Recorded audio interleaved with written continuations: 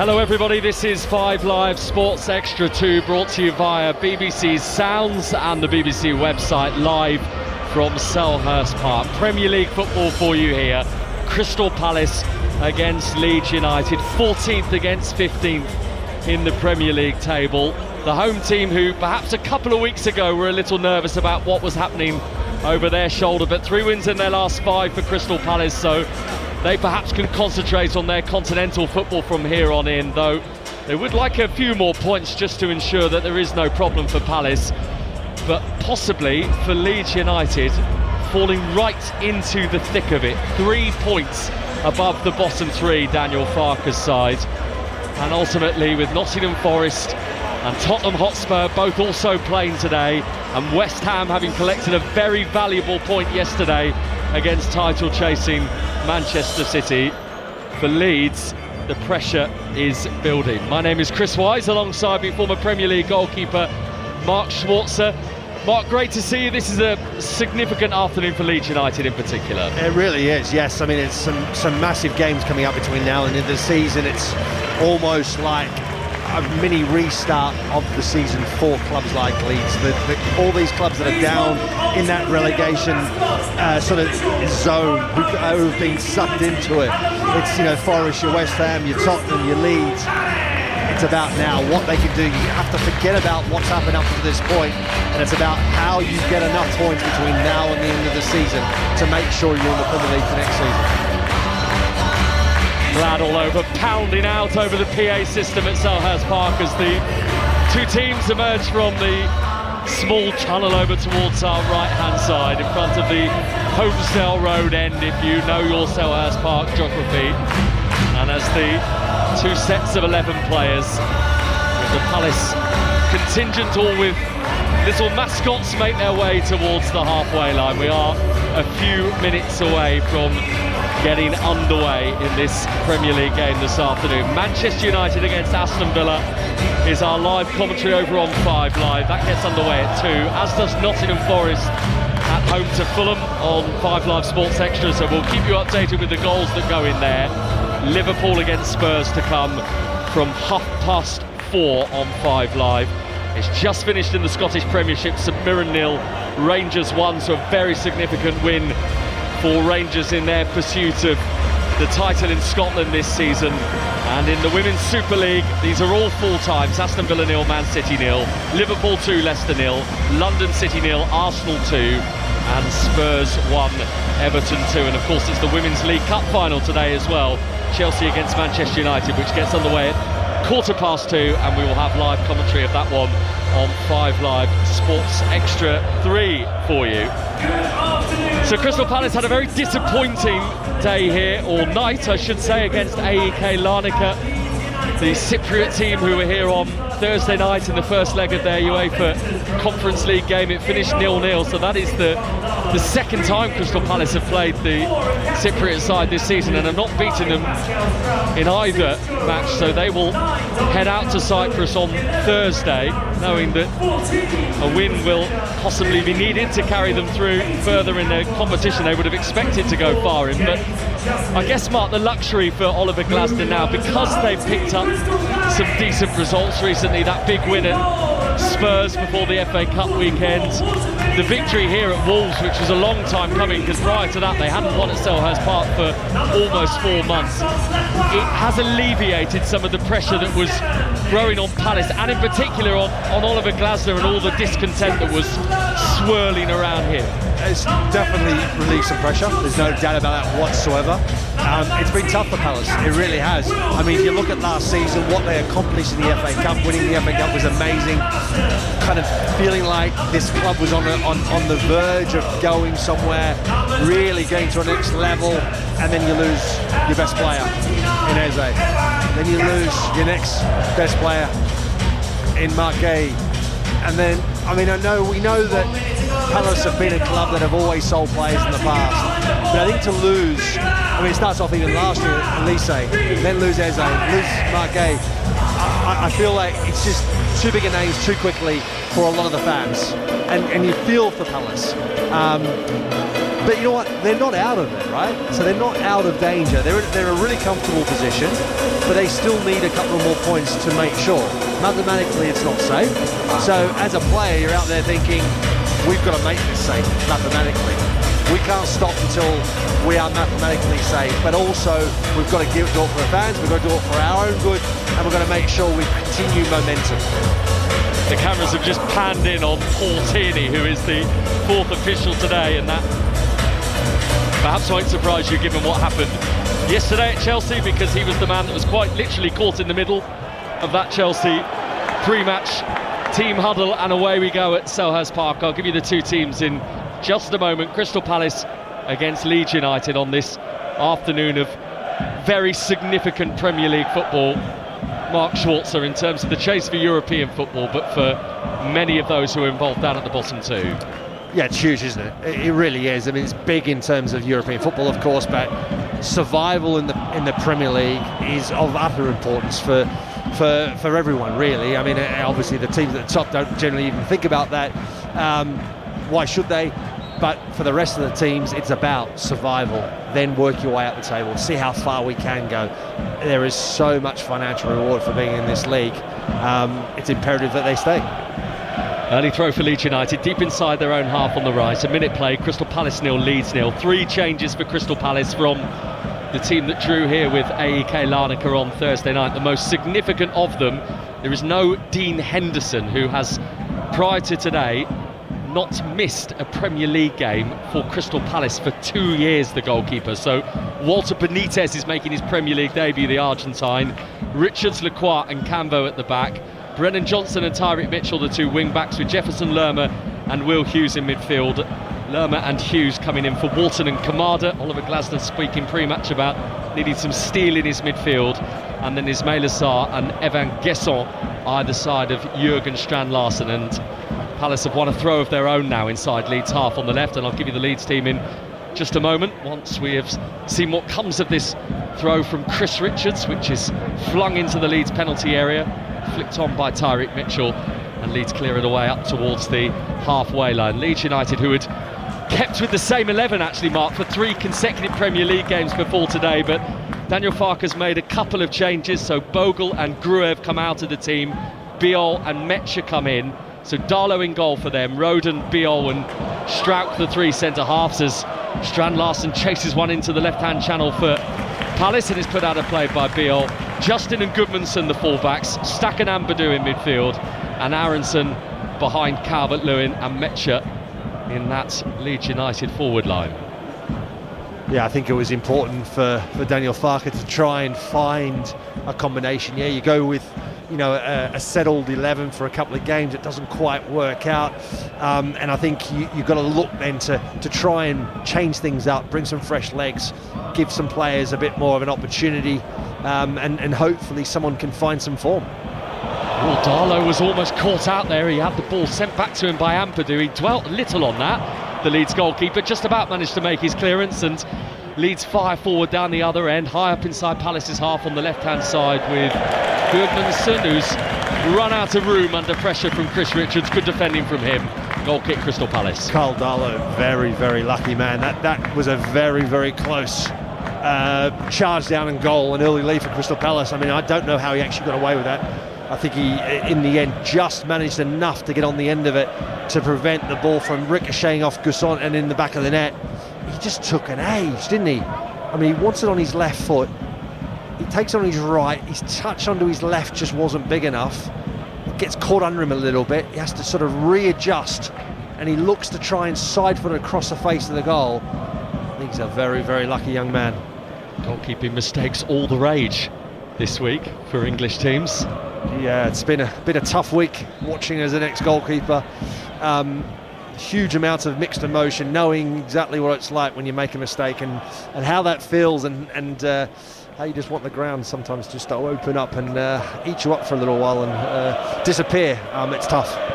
4 minutes played, 0-0 between Crystal Palace and Leeds, and Palace in possession halfway inside Leeds half on the right with Ismail Assar, who dinks the ball past one, and then the firm challenge on him by Anton Stack, and actually the ball has bounced out of play off Sarr's boot following that coming together in front of those Leeds United fans opposite us.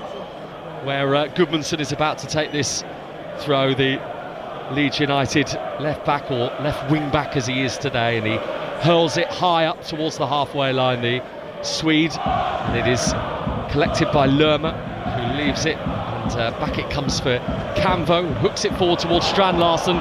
It's a poor touch, and suddenly Strand Larsen has got the ball. He tries to feed it in for Gesson. Gesson's got there. Leeds are all over the place at the moment. A real scramble in their defensive line to clear that ball away, and then a late challenge as well given away. A Palace free kick a couple of yards outside the penalty area. That was quite sloppy all-round, Mark, from Leeds United there. Yeah, it was. I mean, it's just, the ball just pops out. A lot of players diving around, ball's loose.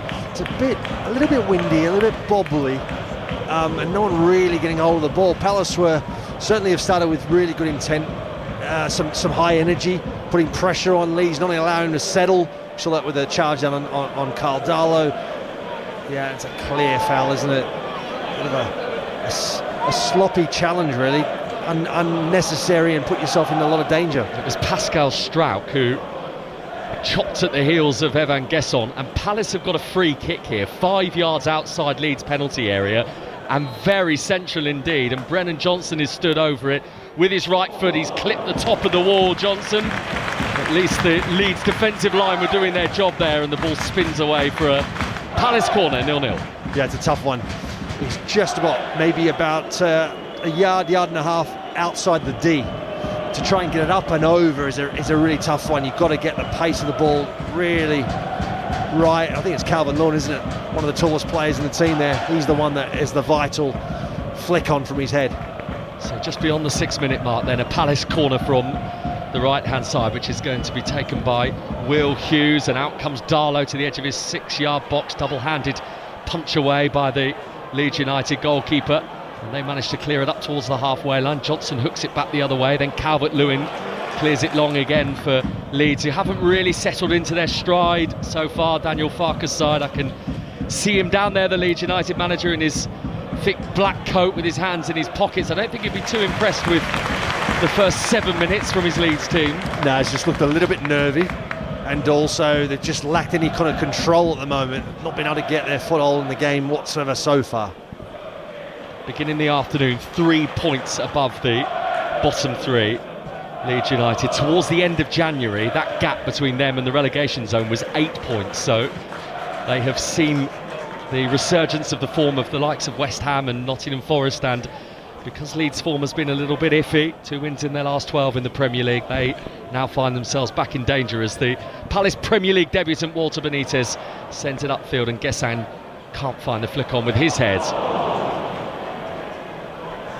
Yeah, it can be really tough. You know, when you're got a gap, you see a team like West Ham are a little bit tailed off, and you feel like you're almost looking at thinking, right, we've got a buffer, we're okay, we can get through games, hopefully we can sort of like almost limp over the line, and all of a sudden you're not picking up results.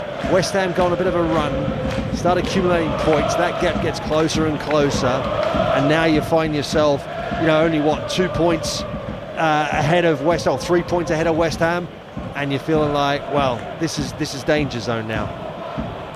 Lerma's pass forward intercepted by Pascal Strauch for Leeds, one of those three centre-halves. Leeds in the all-white, going from left to right towards the Holmesdale Road end, and Crystal Palace in their home strip of the red and the blue, with the blue shorts and the blue socks. And Leeds building from the back with Jakob Biol, one of the 2 changes from the defeat to Sunderland last time out in the Premier League for Leeds. They did of course go through in the FA Cup last weekend with that 3-0 win over Norwich City. That was a much changed Leeds United team at Elland Road. There's a high ball forward from back to front for Palace, goes over the head of Strand Larsen and through to Carl Darlow. Yeah, it's always an interesting place to come and commentate at Selhurst Park. You've got like a picture frame kind of view of the pitch, and it's you don't see a lot of height in it, so any lob balls up and around, and also there's a couple of big poles in our way, so sometimes it can be very challenging to get the right calls. You got that spot on. I don't I wouldn't describe it as the most advantageous commentary position in the Premier League, this one.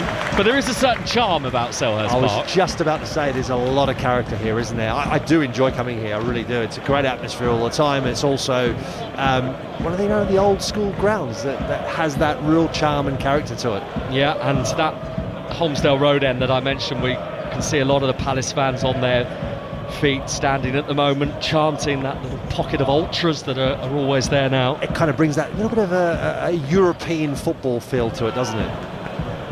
It certainly does, and that is inclusive of the big banners that are sometimes unveiled, even if you don't necessarily like what you're reading on them, as Oliver Glasner would have found out for that game here against Wolverhampton Wanderers. Well, I think he was happy that they are entitled to give their opinion. Yes. He's actually always very good, actually, I feel. Oliver Glasner knows it's challenging times, and yes, sometimes the dialogue can be misconstrued, maybe misunderstood, maybe the translation, maybe in his head, because obviously English is his second language, which he obviously speaks very, very well. Sometimes that directness of an Austrian can be a little bit different, and it's understandable. It's a cultural thing. James Justin with the throw for Leeds, halfway inside Palace's half. Ball won back well by Jefferson Lerma, and he's won the free kick as well for Palace. Has the ball gone? No, the ball's gone back out of play actually for a Leeds United throw. It's Rodon who's going to take it, the Welshman from this right-hand side with the heavily tattooed arms, Joe Rodon, and bandaging two of his fingers on his left hand. And he throws that ball down the line towards Justin, the former Leicester City defender, cleared away by Cambo for Palace, flicked on by Strand Larsen. And Biol in the right position to go back to Darlow, who's not going to take chances this time with Sarr closing him down, and he hoofs it up into Palace territory and out the opposite side for a Crystal Palace throw. 0-0. Yeah, it was an awkward one, wasn't it? Ball back to him because it's a bit windy. The pitch is a bit dry. Got a little bit of rubbish flying across the pitch, and it's sort of bobbling and holding up a little bit. So he's got to just get rid of it, clear the danger. And on this occasion does well. This is going to be the big threat for Leeds United. That combination of Strand Larsen getting those flick-ons. Sarri, we know, is really, really prolific, making those late runs off the shoulder, in behind, into the box, and has scored a few goals, and has always been very, very handy in front of goal. Yeah, he was the one that did the damage ultimately to Spurs, wasn't he, in the last Premier League game for Crystal Palace with his 2 goals in North London. 7 in the Premier League now for Ismaila Sarr this season. Leeds with a throw, 2/3 of the way inside Crystal Palace's half from the left-hand side, and they've got 5, perhaps 6 in white inside the Palace penalty area, headed away by Lacroix for Palace, who has been a real strong member of this Crystal Palace defensive unit over the last 18 months or so. Maxence Lacroix. Darlow from halfway inside his own half, the Leeds goalkeeper, fires it forward again, picked up by Goodmanson on the halfway line, and there is Anton Stack who retrieves the ball. £17 million signing from Hoffenheim. Anton Stack as Calvert-Lewin, who will feel like he could do with a goal today. Over a month without one now for Dominic Calvert-Lewin, having been in that brilliant vein of form a couple of months ago. As the ball is headed out of play for a Palace throw. Leeds United's half, right-hand side, and they're going to leave this one, I think, for Chris Richards for another long launch into the penalty area, as is the way in the Premier League right now. Yeah, he's got that launch where it's not necessarily massive. It's got a good distance on it, but it's low and hard, and you've got to have the right runners on it. And the first one worked reasonably well, good flick on. I think it was from Sarr, who made a really good run. Now it's all about where he's going to pick someone out. Someone's going to move for him, get that flick on. In it goes, on from Lacroix, and then claimed by Darlow. Smoothly done that time from the Leeds keeper. It was, yeah, a bit fortunate for Leeds United on that occasion, because Lacroix's flick on was a bit loopy and into an area where obviously there was no Palace player. But that's the danger already. They're the warning signs. You've got to be really careful. You've got to make sure you've got someone in front of those target men in and around that 6-yard box. Don't allow that flick on. 14 minutes played, 0-0 between Crystal Palace and Leeds here on 5 Live.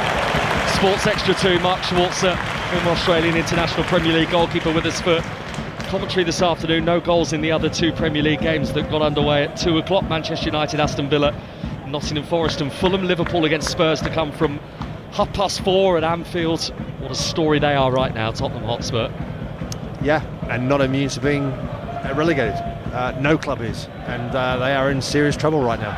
In comes the Leeds throw into the Palace penalty area. Cambo's the latest Crystal Palace defender to get his head to the ball.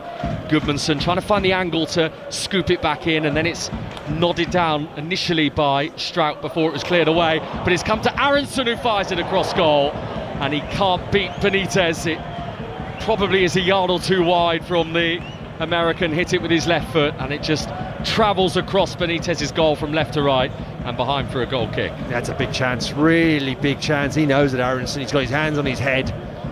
It's all about the wind. It's really windy and swirly. Ball gets lobbed into the box, gets held up in the wind. Sarr is the one that tries to clear it, misjudges it, and actually flicks it on into the path of Aronson. Aronson is then kind of almost rushes it, snaps at it, doesn't get the cleanest of strikes. Unfortunately, his direction for Leeds United was off, but big chance. Yeah, not forcing Walter Benitez into a save, and given that he's playing for the first time in the Premier League today, I imagine that is one of the messages from Daniel Farke. See what Crystal Palace's new goalkeeper is all about. As Calvert-Lewin controls on his chest for Leeds on the halfway line, and they now, as we move beyond the quarter of hour mark, are beginning to settle into the afternoon, aren't they, in England's capital? Yeah, they've got the ball a bit more on the ground, a bit more under control, and they've certainly settled a bit more into the game, had a, I think, better territorial advantage and more control of the game, and I think that's something that Leeds United really want to have for large parts, have that ball on the ground and control the pace of the game a bit more. They've only won one away game in the Premier League this season, Leeds United, and that was against Wolverhampton Wanderers. Since then, 11 games have passed in the top flight without a victory on the road, which is Leeds' worst run in the Premier League since 1993. So that will be the concern, I think, as Mecha pokes the ball beyond Richards from the right flank, and he's gone into the Palace penalty area, tried to pull it back for Aronson, initially cut out by Will Hughes before it's cleared away for a Leeds throw. Yeah, Mecha does really well. He's got strength and power. I'm not quite sure whether that ball's in play or not. The linesman does a big arc because Mecha comes off the pitch, and I don't know whether the linesman stops looking at where the ball is. And from where we are, it happened right in front of us. It looked really close to being out, but it was play on. And then Mecha's ball inside was a decent one. It's just Will Hughes. And Purdue's throw into the penalty area. There's one or two Leeds players that are asking for a penalty there. Mecha's the one who's ended up on the ground. Biol had his arms outstretched in the direction of Thomas Bramall, who is today's referee, but he didn't seem interested at all, the man in black, and it's cleared away by Benitez, eventually the Palace goalkeeper. Yeah, Leeds has got their own long throw as a weapon, and that was a really good throw into the box. Almost eluded everyone, and there was a coming together in the box, but I don't think there's much in it. I mean, Mecha's still complaining to the referee right now. You know those pillars you were talking about? Well, one was right in my way for that, so I had no idea what happened involving Mecha. Yeah, I'm not sure. I think they're waiting. I think the referee's actually halted play. They've given a free kick to Leeds United, and I think they're potentially checking it right now. I'm just having a look at the replay here, Mark, on the screens in front of us. It is Tyreek Mitchell who looks like he's got his hands on Mecha as that ball comes in. No, I think it's play on. I think the referee, yeah, there we go, play on. I'll tell you what though, that's not cut or dry, that coming together, considering how much they're clamping down now on this tugging inside penalty areas from set pieces. Yeah, it was only one arm, it wasn't two. If it was two, then it's that's probably the requirement, is it? I don't know, who knows? No, who knows? You're right. I don't think there was enough in it, I really don't. You're going to have coming togethers, you're going to have arms on people. I mean, and the grey line is, or the grey area is, what is too much, what isn't enough, and that's the interpretation, I think. So Leeds United 15th in the Premier League right now, 31 points Daniel Farke's side from their 29 games, and then below them Spurs on 29, so 2 points behind them. West Ham now on 29 after that 1-1 draw with Manchester City yesterday, and Nottingham Forest on 28, now in the bottom three. West Ham out of the relegation zone with that point yesterday, Mark, for the first time since December. Yeah, I got a little bit confused because I said 3 points Leeds are above West Ham. They're not. They are technically, because they are currently drawing, that's why. And I've got them on my live table. West Ham have dropped back in again because they're not playing at the moment. But yeah, that is true.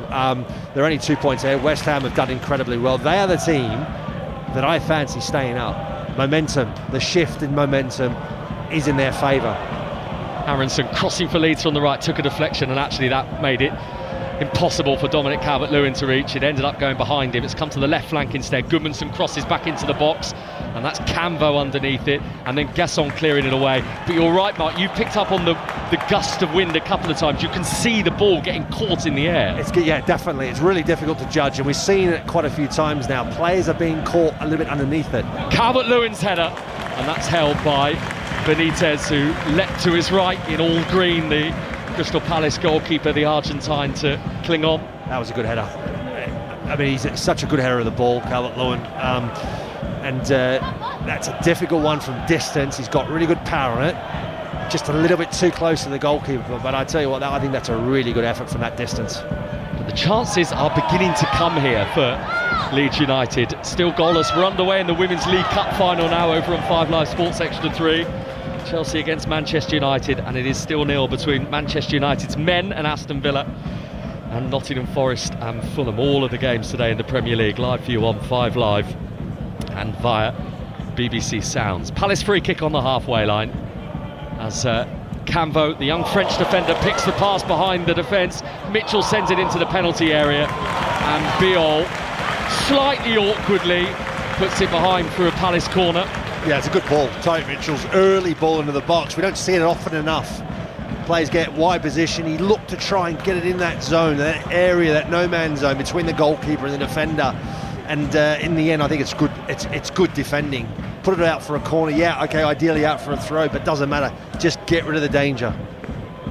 It was the former Udinese defender Jakub Biol, second most expensive Slovenian actually in history, behind Manchester United's Benjamin Šeško. And it's a corner to Palace with the scoreline Crystal Palace 0, Leeds United 0 here on 5 Live and on BBC Sounds. And it comes from the left-hand side towards that far post. The header was won initially by Lerma, was that in there?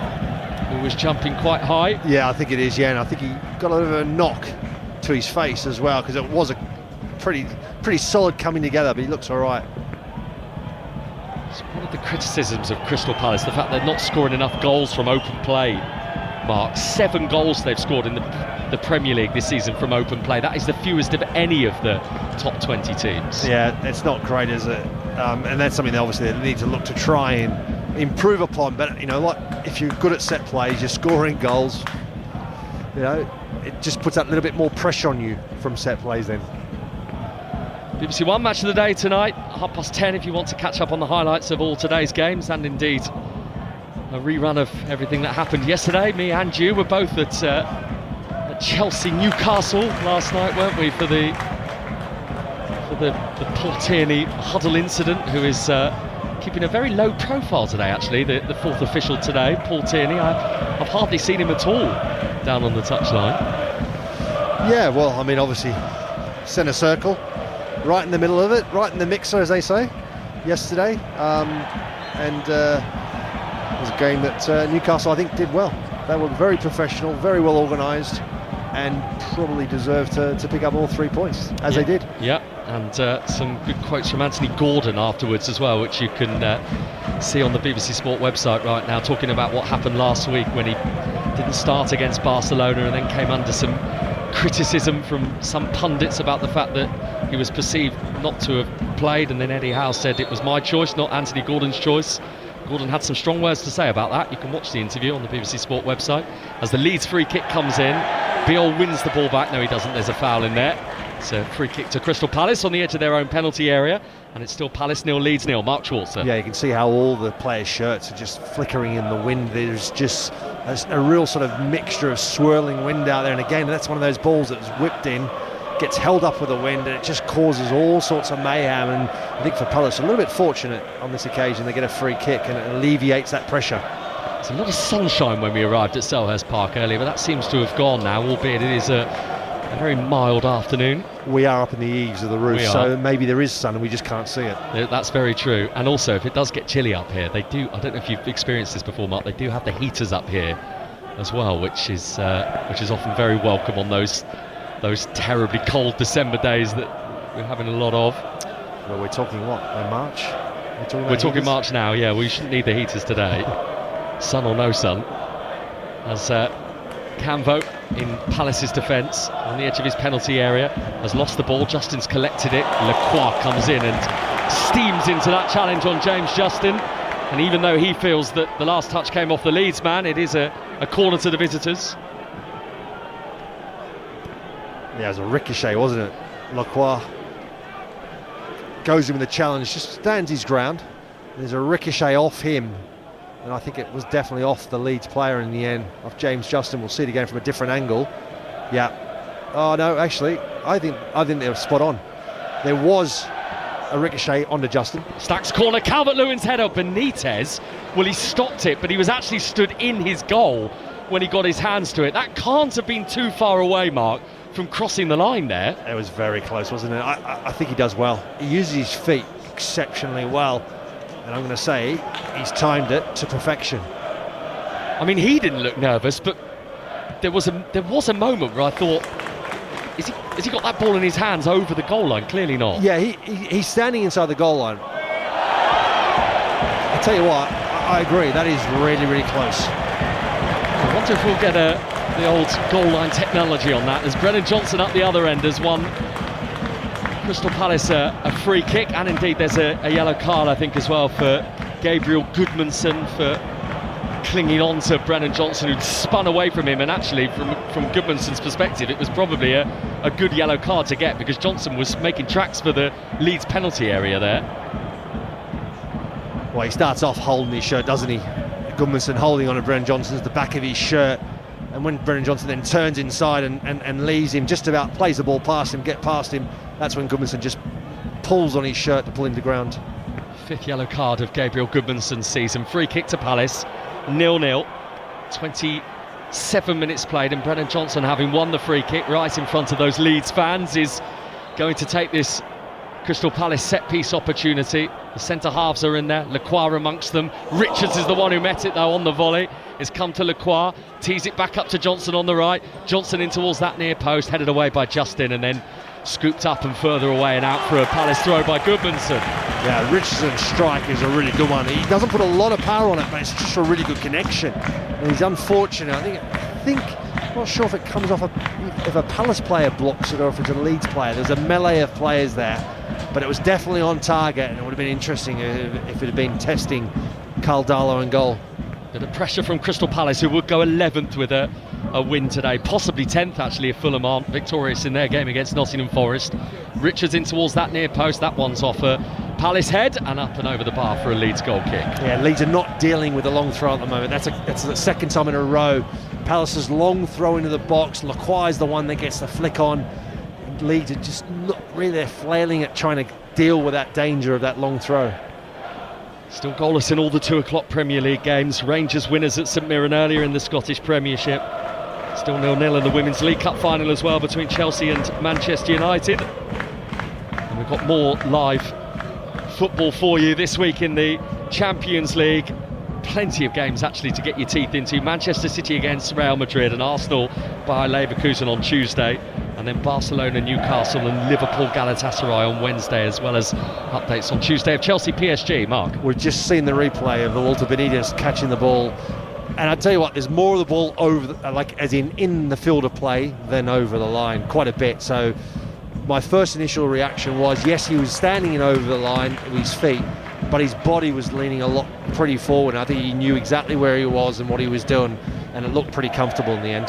It's only his 7th appearance for Crystal Palace, so they mentioned it, his Premier League debut. Former PSV Eindhoven goalkeeper, who has played once before for his country Argentina in 2024.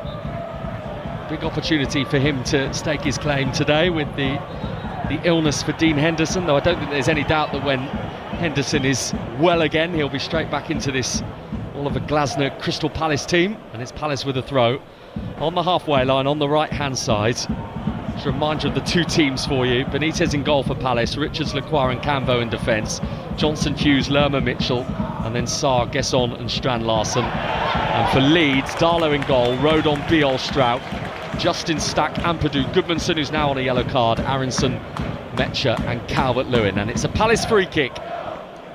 halfway inside Leeds half. I think when you're a second goalkeeper, whenever you're given an opportunity to play, is now his moment to prove to the club why he's number 2 and why he should be number 2 going forward. But yeah, sometimes you also even, hang on, I'm actually better than number 2. So you get a chance to state your claim and also potentially win that next contract or certainly assure the club that you're the right player to be there. Let's see what Brennan Johnson's going to do with this Crystal Palace free kick then from deep, slightly on the right. It's cleared away by James Justin. It didn't have the height on it really from Johnson. Now it's a poor free kick. I think he kind of mishits it a bit. Hits the first man. They've set up well, and he's not got enough power on it, enough direction. It's an easy way to clear the ball for Leeds. Still looking for his first Crystal Palace goal. Brennan Johnson, of course, was Tottenham Hotspur's leading scorer last season. Decided to let him go in the January. It's Richards for Palace with that throw. Flick on by Lacroix, Justin in front of his own goalkeeper Darlow, but is still inside that Leeds penalty area. Then headed away by Brendan Aronson for Leeds. And at the moment it's about 4 or 5 headers in a row. And then Metcher, who jumped for the latest of them, is knocked over as he did so. So Leeds have a free kick. Crystal Palace 0, Leeds United 0. Again, that's I think the 3rd long throw in a row where Crystal Palace have got there first. That occasion it's actually with Sarr. Sarr makes a run from the goal line, a late run in front of Lacroix and a Leeds United player, and he gets the flick on. That's what causes the problems once again. It's Gesson scrapping to win the ball back, and Biol, who is going to be yellow carded for putting his hands on the ball, I presume, Mark, because he thought he was going to get a free kick under the pressure from Gesson. He didn't hear the referee's whistle for that, and then it looked like he might have put his hands on the ball as he fell there. It is a yellow card for the Leeds defender. He gets caught in possession, doesn't he? Just takes his eye off the ball a little bit because he's looking up the pitch. I'm not sure he necessarily is a handball. I mean, he does fall on the ball. I don't think he grabs it. Looks like he's just using his arms to soften his blow. So obviously the booking was for just the foul itself on Gesson. Hughes, swirling free kick, that's a good one as well, and that's better defending as well from Leeds United to clear it out of play on the opposite side, the right, for a Palace throw. But this is back to where they were really, Mark, trying to deal with these long Chris Richard throws. Yeah, we'll see what happens now. 4th one in a row for Palace. See if Leeds have learnt anything up until this point.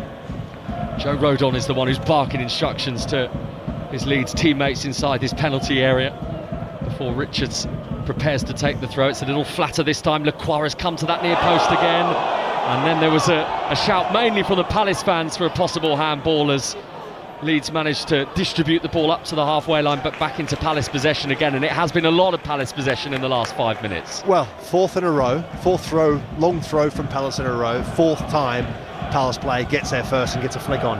So it's, at the moment, Leeds are really struggling with that long throw. And they are tough to deal with, but I think they need a player in that zone. They need a player to stand there in that zone, and that's your area.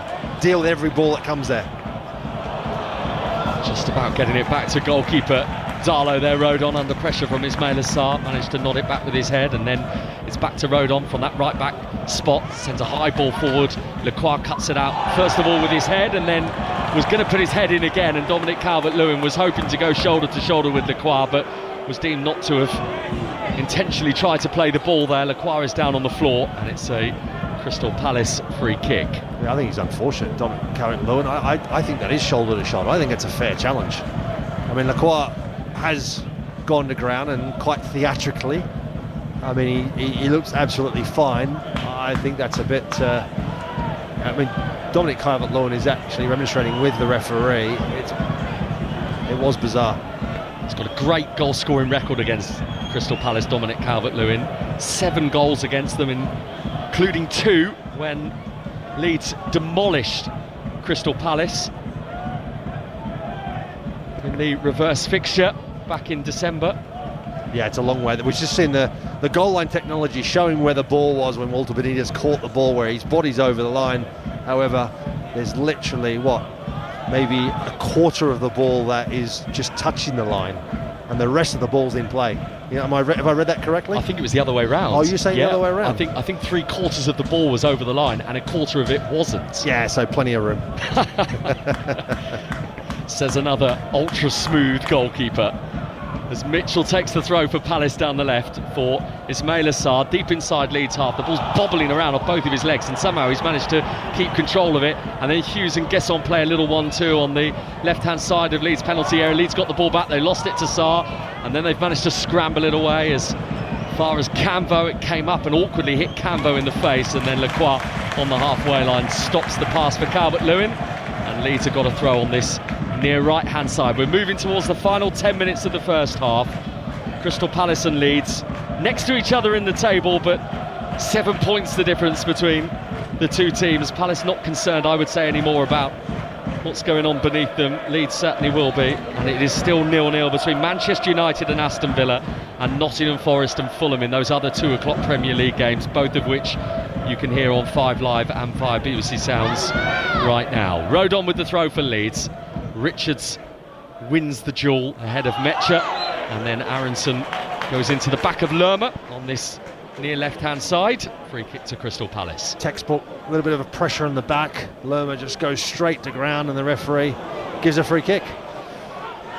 And Palace haven't dealt with that effectively as maybe one would have hoped. They've managed to work their way out from danger, though Gesson can't keep hold of the ball, and then Mitchell manages to play it off the chest of Aronson to get a Palace throw, which he quickly takes and overcomes Biol to nod it out of play for another Palace throw, but this one's further up inside Leeds half on this left-hand side.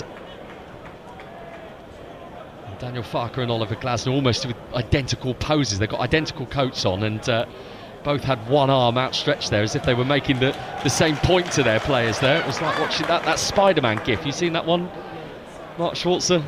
No. The two Spider-Men pointing at each other. It was a little bit like that, the poses of the two. No, I think I missed that one, Chris. You're not missing much, I can tell you that. Benitez with the high ball forward for Palace, and won by Strauch, one of those 3 Leeds centre-halves. Here is Gesson. Gesson releasing Sarr. Sarr in behind, into Leeds penalty area. Angle tight, saved by Darlow. Good stop with his legs from the Leeds United goalkeeper. And then eventually that offside flag does go up against Ismail Assar. Yeah, I mean, look, he's a really cute angle. Sarr, Darlow does well, just gets his legs down, blocks it with his legs, almost like an ice hockey goalkeeper. And then the linesman decides to put his flag up. It's just, that's the frustrating bit. We'll see it again on the replay here. I mean, it looks a long way offside. I mean, I think the linesman has to put his flag up earlier. I mean, we're allowing it just to continue. I mean, with the same discussion week after week.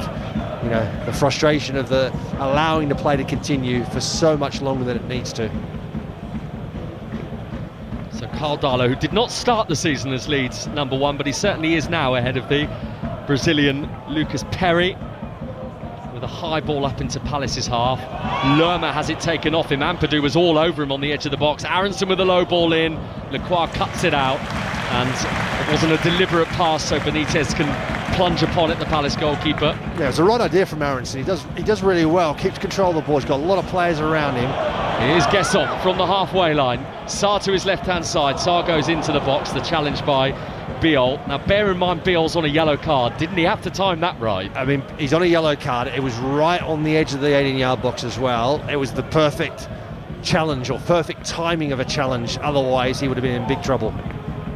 That, I always think, Mark, is the sign of a very confident defender, if you're willing to make that tackle. Yeah, it's also instinct. You're a defender, there's the moment you see it, I'm going to get it, I'm fine.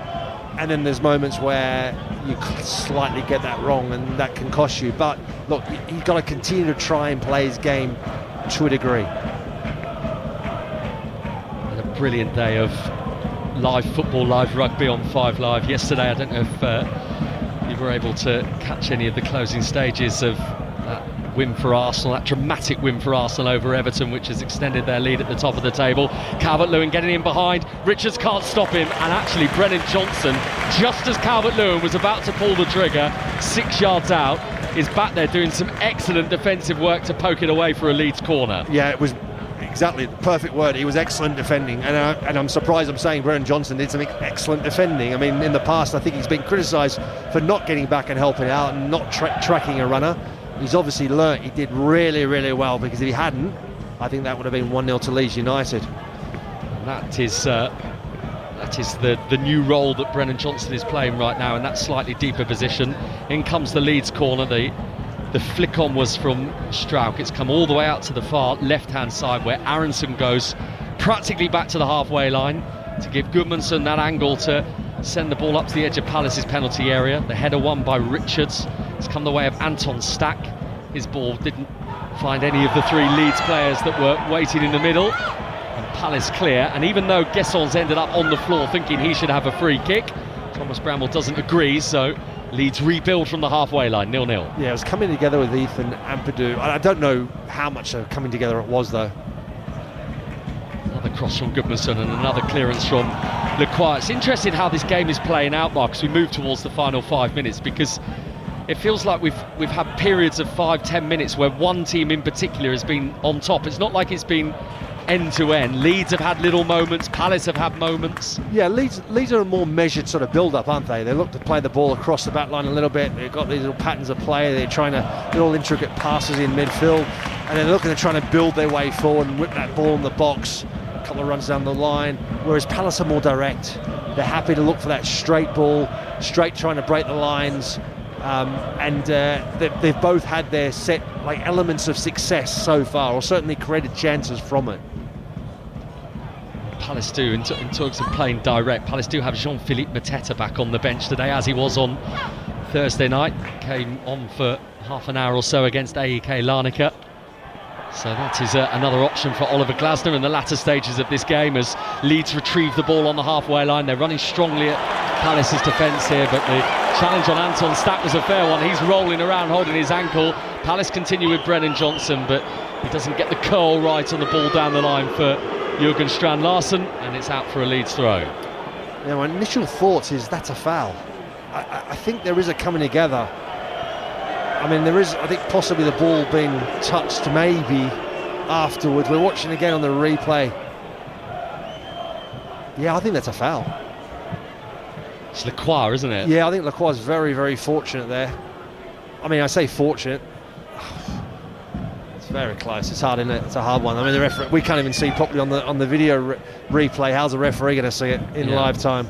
He's had to sort of come across the boot of Stack, hasn't he, to try and win the ball there, Lacroix, and he's certainly got a bit of both, I think it's fair to say. Here's Justin for Leeds, halfway inside Palace's half. We're in the final 3 minutes of this first half on 5 Live via BBC Sounds, 0-0 as Gudmundsson swirls across into the box. Metcha jump for it. It's come to Justin. He tees it up for Aronson. Aronson's layoff, and the shot from Ampadu is repelled, but that was another chance, and then Leeds win it back again.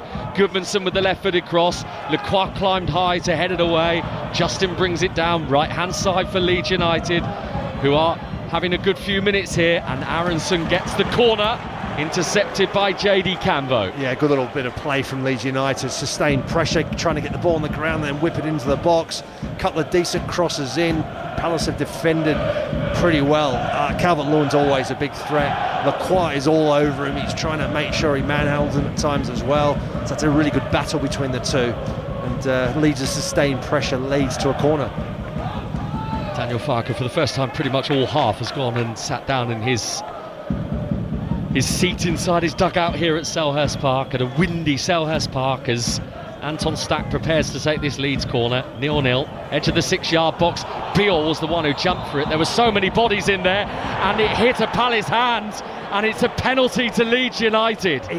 I mean, the first thing I saw was a hand up in the air. There's a clear hand to the ball in the air. And obviously every Leeds player around the vicinity then shouted handball.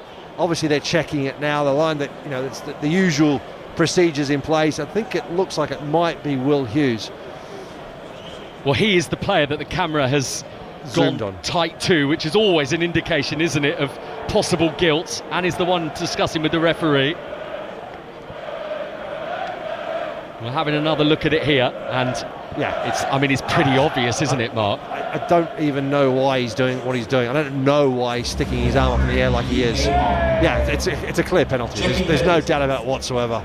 So basically, Jakob Beale coming onto the corner, edge of the 6-yard box, heads it, and Will Hughes has got his right arm fully extended up in the air, and Beale has, from a very short distance, has basically planted his header onto Hughes' arm. It's like he sees Beale come, and he knows he can't get there. He just sticks his arm forward and up in the air and upright, obviously in a completely unnatural position, and it's a clear penalty.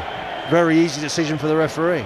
And a giant moment on this afternoon of Premier League football for Leeds United and for Dominic Calvert-Lewin, who has got the ball in his hands. The Leeds forward is over a month without a goal, just one in his last 7 in the Premier League, and with his white shirt fluttering in the wind, Calvert-Lewin stands, looks Walter Benitez in the eye, the Crystal Palace goalkeeper. Huge chance on his Premier League debut to be the hero.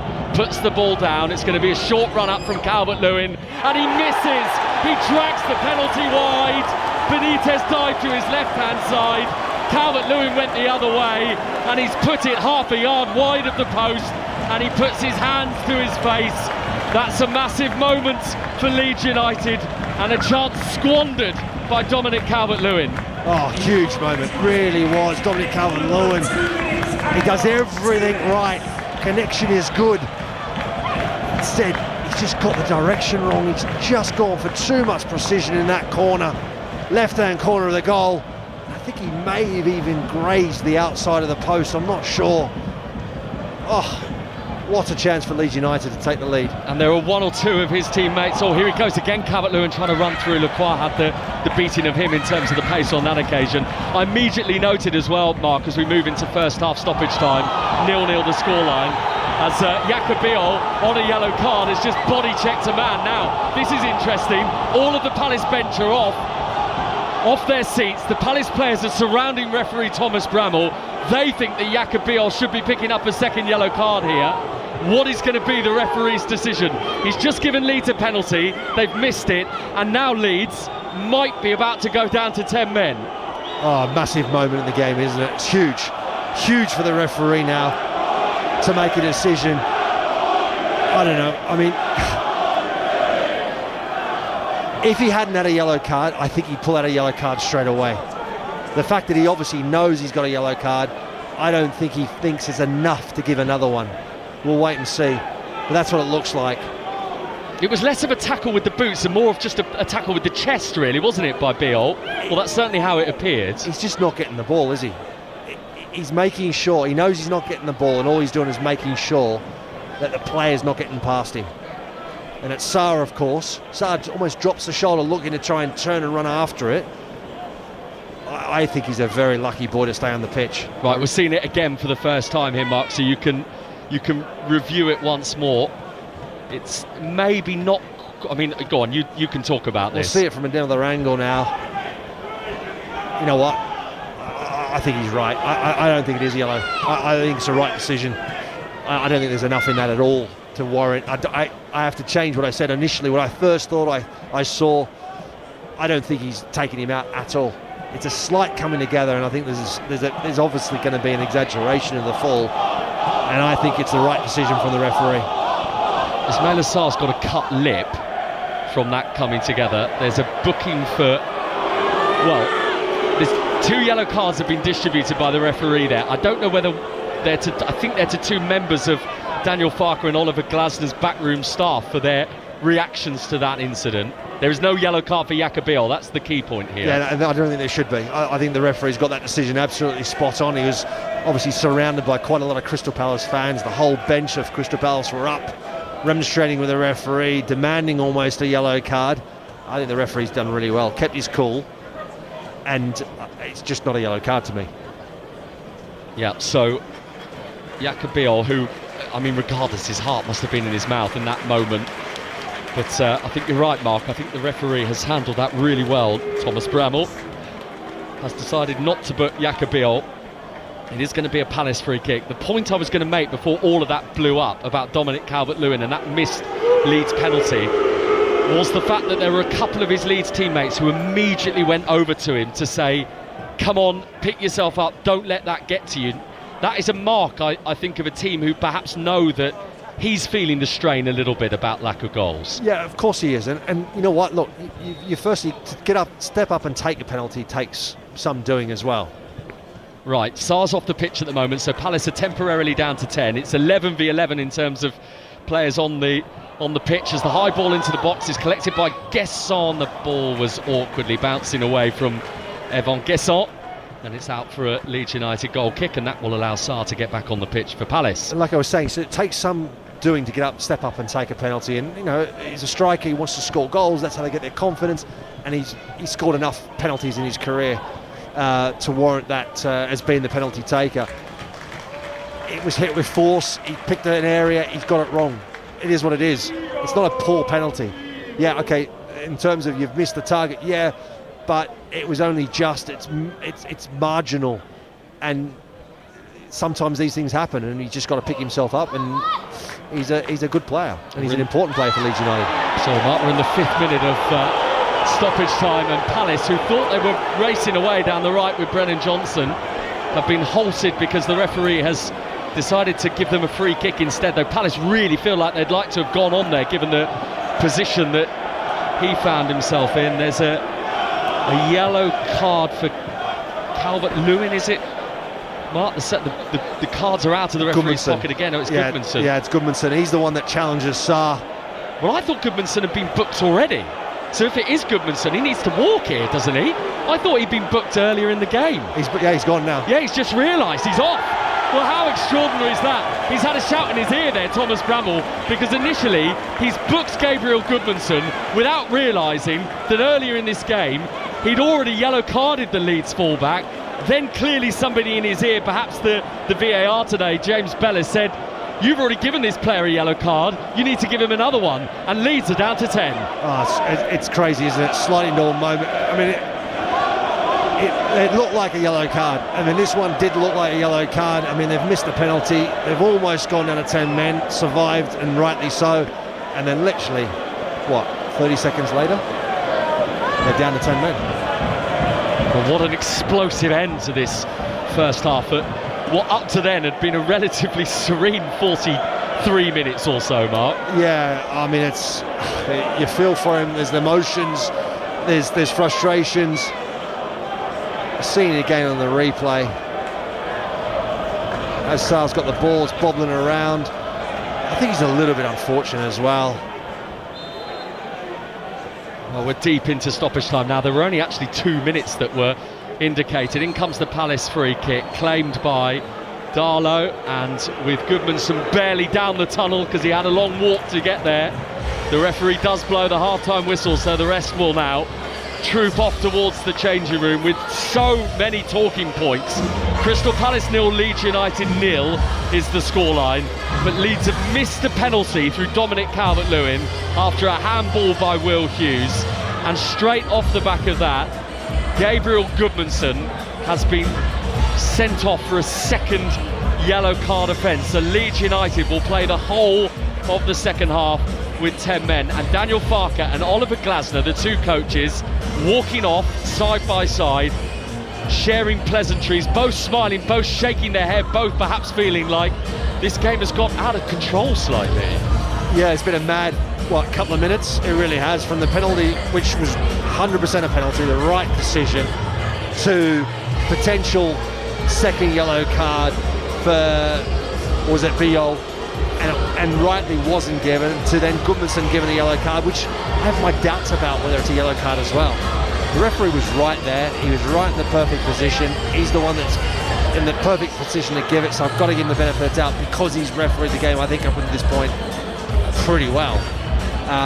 It's a bit of a loss ahead from Leeds United, and to be going in 0-0 but one man down is bitterly disappointing for Daniel Farke. And they'll feel like they've shot themselves in the foot, Leeds United, because how quickly can a game swing from having a penalty 11 v 11 at 0-0 to it still being 0-0, but you're down to 10 going in at half-time, particularly given the situation Leeds are in. Football can be crazy sometimes, as we all know, we've all experienced it, and they are literally, that is a sliding door moment potentially for Leeds United, and it's unfortunate because it's been a decent game of football in the first 45 minutes. Mark Schwarzer with us here on 5 Live Sports Extra 2. It is 0-0 at half-time between Crystal Palace and Leeds United. No goals in the other two Premier League games that got underway at 2 o'clock. Manchester United and Aston Villa, Nottingham Forest and Fulham. both still goalless. And in the Women's League Cup final, Chelsea are leading Manchester United by 1-0. You can hear live commentary of that right now over on 5 Live Sports Extra 3. We'll be back with you for live second half commentary here at Selhurst Park. Leeds have missed a penalty through Calvert-Lewin. Gudmundsson's been sent off as well for the visitors since then. It's all happening. Crystal Palace 0, Leeds United 0.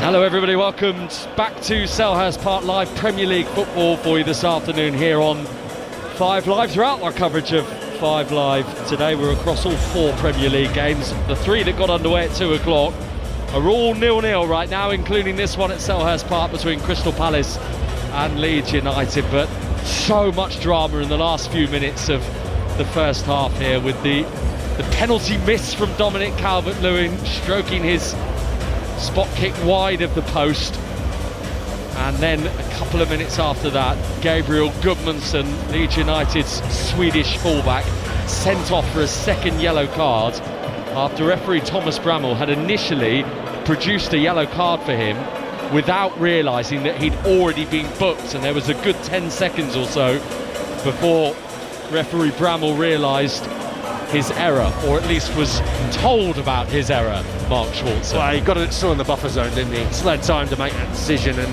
I mean, a colleague of mine here, Aaron Paul, said he saw the incident from a different angle and said that there was a clear stud down the back of the boot of Sarr, and therefore the decision was the right decision from the referee. And like I said before, he's in that right prime position. I think he's got every decision right so far. And actually, it just ever so slightly, Mark, took me back to 2006, was it, the World Cup, when Graham Poll very famously produced 3 yellow cards to Josip Simonic, and then I was like, hang on a second, you'd have been involved in that game, because it was Croatia-Australia. It was, yes. I was actually left out of that game. I was sitting there watching on the bench, and I remember Graham Poll refereeing that match for a number of reasons, and certainly that was one high up there. Right, we're underway in the second half. There's been a couple of Leeds United changes, which I will just get confirmation of in a moment, but the scoreline crucially right now is still Crystal Palace 0, Leeds United 0, but no surprise really, I guess, that Leeds, Mark, have made the changes as Justin goes back to Darlow, the Leeds goalkeeper, and he has to clear it away upfield, because ultimately, having lost Gudmundsson, they were always going to have to readjust things, Leeds United. So the Palace team for you before I tell you about those Leeds subs, as Jürgen Strand Larsen goes chasing after a ball into Leeds penalty area, and it's put out of play by Biol to this right hand side. Benitez in goal for Palace, first Premier League game for him since joining the club. Richards, Lacroix and Cambo in their defence. Johnson, Hughes, Lerma and Mitchell, and then Sarr and Guesson either side of Jürgen Strand Larsen. And for Leeds, the 2 players off, Aronson and Mecha, so that's 2 attacking players that have been removed by Daniel Farke, and Jayden Bogle and Ilya Gruev have come on for Leeds. So you can see what the intention will be from here for the visitors, I think, Mark. Yeah, I mean, they've got to obviously rebalance the side a little bit. Being down to 10 men now, they're going to be obviously a lot more defensive, trying to hit Crystal Palace on the counter-attack. And obviously Daniel Farke just wants to add a bit more stability back to his team again after that sending off. So the Leeds team now with those changes, Darlow in goal. It looks like Bogle's going to be the right back, with Roden, Biol, Strout, and then James Justin, who began as the right wing back, is now the left wing back for Crystal Palace. And then Stack and Ampadu, and the other of those changes, Gruev in midfield, and that means Calvert-Lewin is largely, I imagine, going to have to run this Leeds forward line on his own in this second half, as Darlow takes the Leeds free kick from inside his own half up into Palace territory, and it's headed out of play for a Leeds throw on the right hand side. And we're getting a shot of a very glum Daniel Farke, who's got his hands up to his face, slightly stooped shoulders as well, sat down in his Leeds United dugout as Leeds have a throw here. 0-0 the scoreline, but remember, Leeds not only down to 10, they've missed a penalty in this game as well.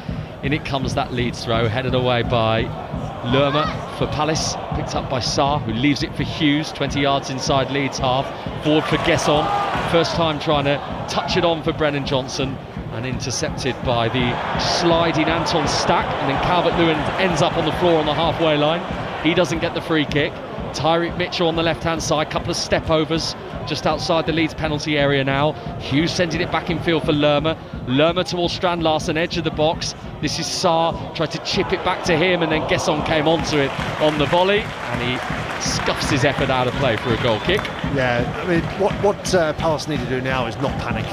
You know, they don't have to force things, they have to play, keep the ball on the ground, look to try and build up, and be patient. Leeds are going to be sitting deeper. They're going to try and frustrate Palace between now and the end of the game, and possibly even try and nick a goal against the run of play.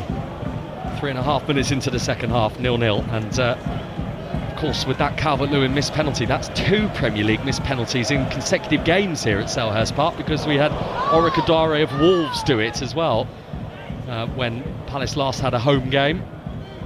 Of course, Palace went on to win that game 1-0 with the scoreline 0-0 when he had his penalty. As Bogle, the Leeds substitute, the number 2, got his first chance in senior football with Frank Lampard at Derby County. He goes back to Darlow, and Calvert-Lewin, after that long ball forward from the goalkeeper, can't cling on to the ball. And there's a sense for Leeds they're not going to see a great deal of the ball in this second half. Well, certainly Palace will be hoping that's the case anyway, as Lacroix carries it forward from the centre-back position out to this right-hand side for Richards, and on the halfway line is Jefferson Lerma, one of the 3 Palace changes from the 0-0 draw here with AEK Larnaca in the Conference League on Thursday. They're going out to Cyprus this week. Here's Johnson for that second leg. Johnson trying to play it infield for Richards, intercepted and cleared away by Ethan Ampadu. Welshman up into Crystal Palace's half again. Mark Schwarzer. Yeah, it's going to be a moment like this second half is one of Leeds being disciplined, trying to hold their line, not drop too deep, don't invite too much pressure on them, but also look to try and nick it in a really dangerous position where they can really counter quickly, hence why Calvert-Lewin's still up front, and hopefully for Leeds United they can then try and edge their way ahead in this game. But it's going to be a tough one, being down to 10 men. And 3 points above the bottom 3, Leeds United, and having to defend here as Lerma swirls across in. Sarr had his back to goal, was beaten to it in the air by Strauch, and the offside flag is up anyway, so it's a Leeds United free kick inside their penalty area. Yeah, it's a half decent ball. I mean, the problem was it was in behind Sarr, as opposed to in an area where it can run onto and actually cause some problems. It's a difficult ball, and that's that bit about not trying to get too frustrated, not trying to force things, be a bit calmer with their build-up play. Casemiro scored for Manchester United, so they are 1-0 up against Aston Villa at Old Trafford. You can hear that game right now on 5 Live if you wish. And we've got live commentary of Nottingham Forest against Fulham on Sports Extra as well, 0-0 in that one. It's interesting because now that Leeds are down to 10 men, it changes the complexion of the game. Palace, I think, are happy with Leeds having a bit more possession and look to try and nick it and then hit them with a more direct approach to the game. Now they're going to have more possession with having that one-man advantage. They have to change their tactic a little bit. They do have a throw here, Leeds, deep inside Palace's half. Ampadu with it, Benitez. He comes and claims that. He's actually looked very solid, hasn't he, Walter Benitez, the Argentine in Crystal Palace's goal. Yeah, it was an important one. Often, the long throw are really tough to judge. That one was a little bit floaty, so you got a bit of chance to do it. But those longer ones where they come in also lower and with a lot more force, they're difficult to read because you're not used to someone just throwing a ball as opposed to watching someone strike a ball, and you're able to get an idea from the way in which they strike, the way they follow through, and you can read it more often than not, but not from a throw. You Well, just joining us, Dean Henderson not available for Crystal Palace today because of illness. Leeds have worked this well on the right-hand side. Bogle tries to take it on. Lacroix standing across his path, puts his body in the way and ensures there's no further progress for Jayden Bogle. Palace goal kick, 0-0. I think by virtue of the way that Palace like to play, Leeds are going to have possession. They're going to have enough ball that they're going to be able to create something. We see it now, and you know, you would think the way, if you'd only watched the last 5 minutes, you'd think that Leeds United had the one-man advantage. That's how they've dominated the possession without creating anything too much at the moment. So Crystal Palace going from left to right in this second half, as they like to do at Selhurst Park, attacking the vociferous Holmesdale Road end over to our right-hand side, moving the ball from the centre of midfield out to the left-hand side for Camvo, into the feet of Evan Guesson, who scored his first Crystal Palace goal and indeed his first Premier League goal with the winner here in that recent home game against Wolverhampton Wanderers. First Palace win in the Premier League at Selhurst Park for almost 4 months, as Chris Richards, the American, tries to push it through for Strand Larsen. Too much pace on the pass, and it runs through to Darlow, the Leeds goalkeeper. Yeah, it was the right idea, wasn't it? It was a good ball, just hit slightly too heavy. Biol was there, however, it was out of his reach. It wasn't too far away from Strand Larsen. Half-time in the Women's League Cup final, Chelsea leading Manchester United by 1-0. Lauren James has got the goal for Chelsea. That's live right now on 5 Live Sports Extra 3. She signed a new contract this week, as well as her brother Reece at Chelsea. Both of them got bumper new deals with the club. Well, that's a late challenge by Brennan Johnson, who reached for the ball. We didn't get anywhere near it, and he is going to be booked by referee Tom Bramall for the challenge on Strauch. Yeah, very mistimed challenge. Nothing sinister in it, but it is a clear yellow card. The referee once again, spot on with that decision, in my opinion. Free kick to Leeds, 20 yards inside Palace's half, maybe just shy of that, 15. And Anton Stack is going to take this free kick. Actually scored a free kick, one of the 4 Leeds goals they put past Crystal Palace in the reverse fixture. Stack, this is not within shooting range for him, but there's enough bodies up there in white to cause a problem, and it comes from Stack, and the flick on from Biol only sent the ball in the same direction in which it was travelling, and it drifts away for a Palace goal kick. Crystal Palace 0, Leeds United 0. Crystal Palace with 3 wins from their past 5 in the Premier League. Victory here against Wolves that I mentioned, and the win as well against Brighton included amongst those, which really felt significant at the time for Oliver Glasner's team.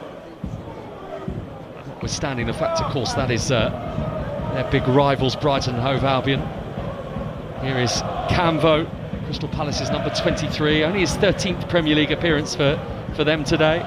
Guesson trying to make things happen, and a good challenge on him by Ampadu, who just lunged the leg towards it and nicked the ball away inside his own half, and then drifts one out to the left-hand side for Richards, who comes over and covers it off and gets the ball back to Benitez, and Benitez on the half volley pumps it upfield. Strand Larsen can't hang on to it, and he caught Ampadu late in his attempts to get hold of the ball. Leeds free kick in the centre circle in Palace's half.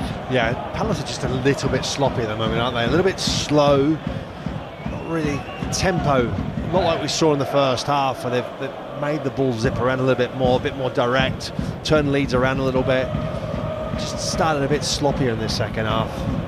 Almost like, well, okay, we're in control, we've got one-man advantage, and almost like things are going to happen. You have to make it happen, and I haven't done that so far. So that Leeds free kick with the scoreline 0-0 is in towards Strauch, who won the header. It's come to the edge of the box, and there was Justin curling it over the top of the crossbar by a good 6 or 7 yards with his right foot there. James Justin, former FA Cup winner with Leicester City, of course. Just the one Leeds United goal, which he got in January in terms of this season against Everton. But arguably, they're having the more presentable chances, Mark, in the second half so far, Leeds. I mean, they look comfortable. Being down 10 men, they still look comfortable. I said it before, it's a lot to do with probably the way that Palace prefer to play. You know, a team that not necessarily has a lot of possession, happy for the opposition to have it. and that's where they find their opportunities, by winning the ball in good areas, putting pressure on, high press, then winning at turnover and being direct and punishing sides. 20 years this month since Leeds United's last win here at Selhurst Park. It was a championship game. Rob Hulse and Robbie Blake scored the goals for Kevin Blackwell's Leeds United that day. It's Daniel Farke's Leeds today, who have won the ball back again off Palace inside the Leeds half, lifted forward towards Calvert-Lewin. He was not able to get on the end of it, and neither was Gruev. Palace have it back in their back line again, but there's some discontent just bubbling within the stands of Selhurst Park now. Yeah, too pedestrian like. Even if you look at Palace's back three, they're just sort of marginally sort of half of a jog, not even a proper jog. Now looking to force passes because the crowd's getting a bit up getting a bit annoyed and frustrated by the situation, and they start forcing passes. 13 minutes into the second half, Palace 0, 10 men Leeds United 0, as Calvert-Lewin flicks it on. Justin takes it in his stride. He's in the Palace box, he's at the byline, he's pulled it back. Lacroix puts it behind for a corner, and actually it won't be a corner because the flag is up against James Justin for an offside. You've got to be careful, Crystal Palace.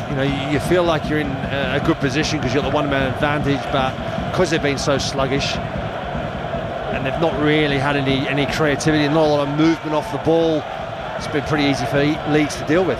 Jean-Philippe Mateta is getting ready to come on for Crystal Palace, and we are hearing news of a goal for Nottingham Forest against Fulham.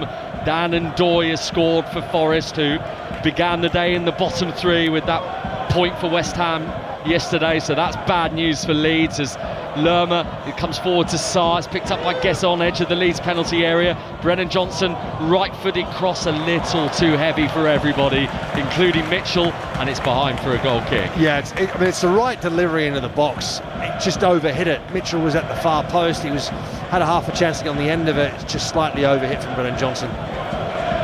So that scoreline from the City Ground with Forest leading, as it stands, I mean, Leeds are still going to be 3 clear of the bottom 3, but it is only goal difference keeping Tottenham Hotspur out of the bottom 3 right now. Oh, it's a big moment for Tottenham.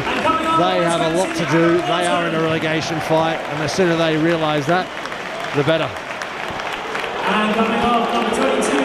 Now, listen to this. Jean-Philippe Mateta coming on. There are boos for him from the Crystal Palace fans. We heard a bit of this on Thursday night.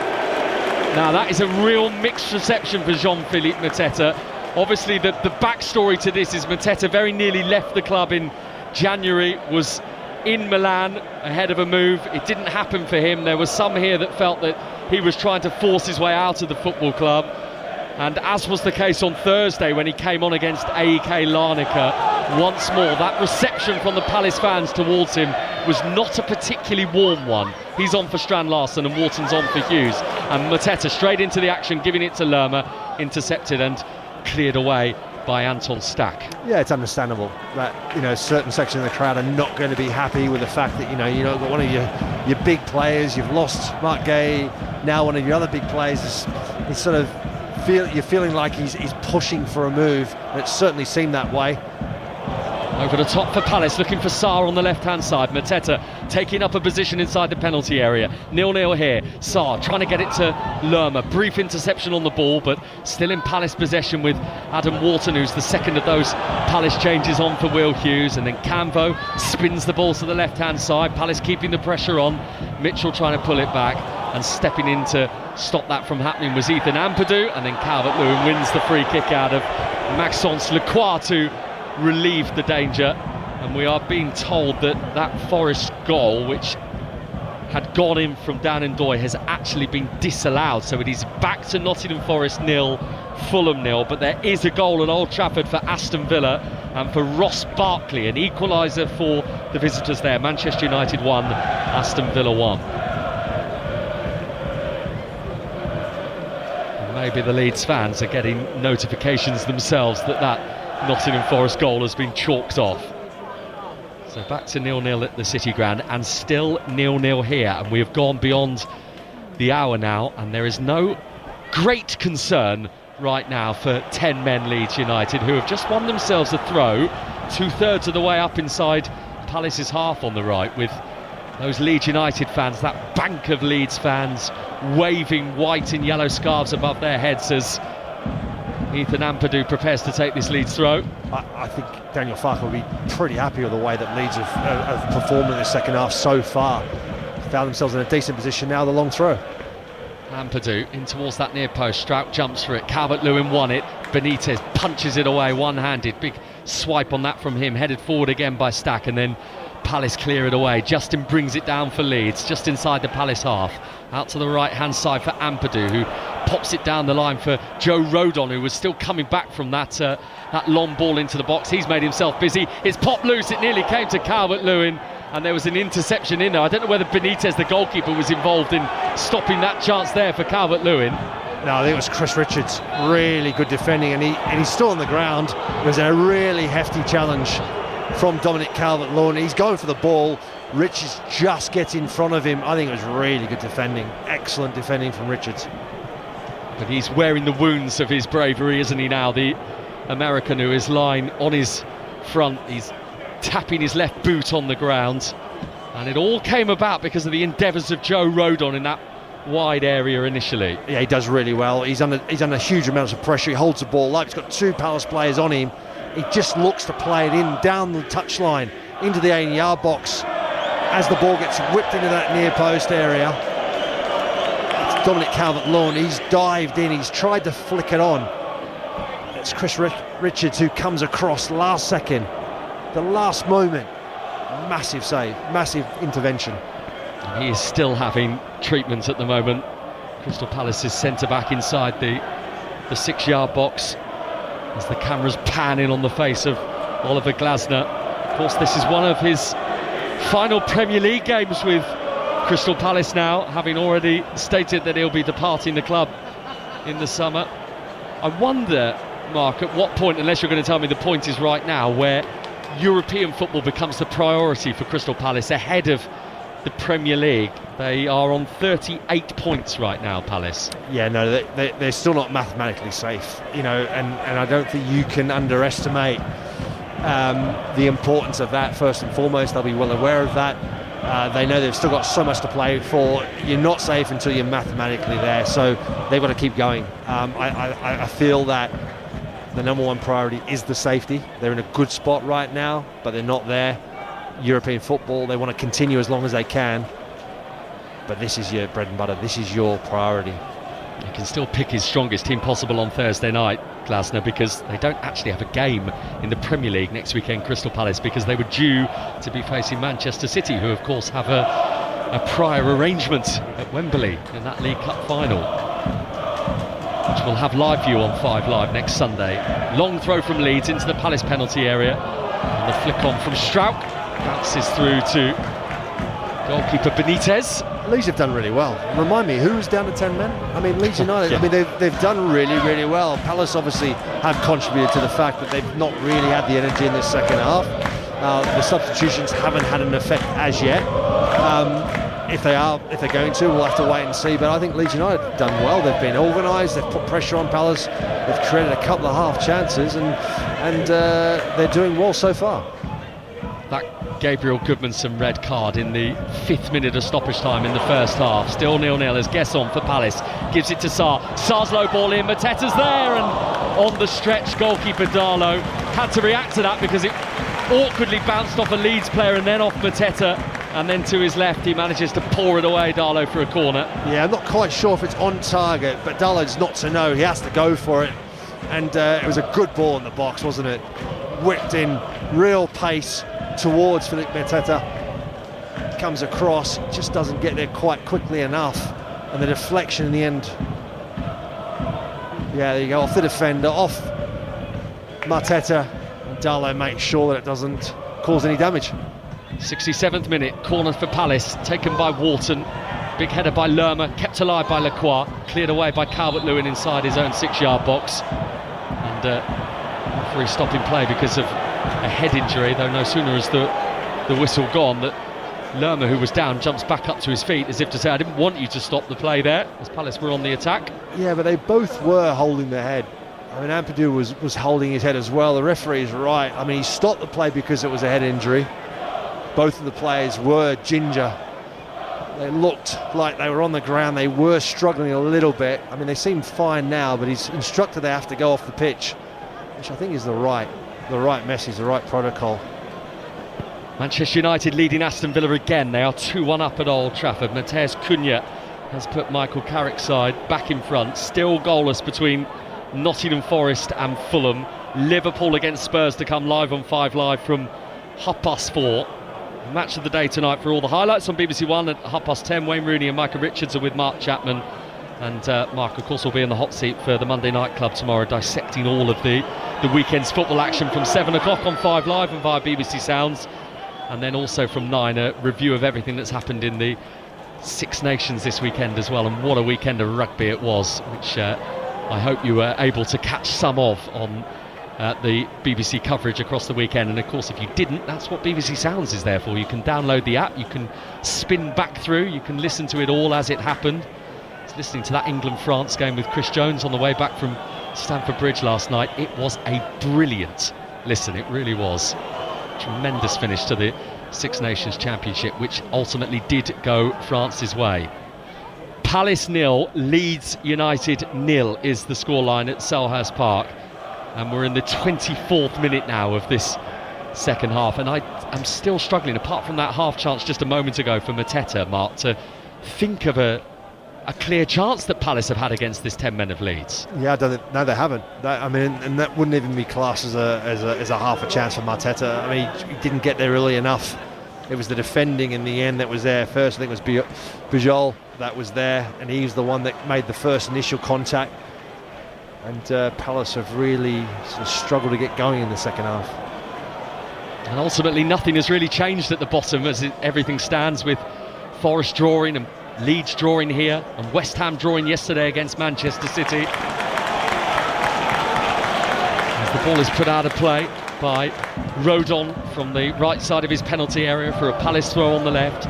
They're going from left to right, Oliver Glasner's team, as they work it infield. Lacroix shoots from 35 yards, goes up into the air, headed down by Lerma, and then headed away by Rodon with a diving header to divert the ball in the direction of Mitchell.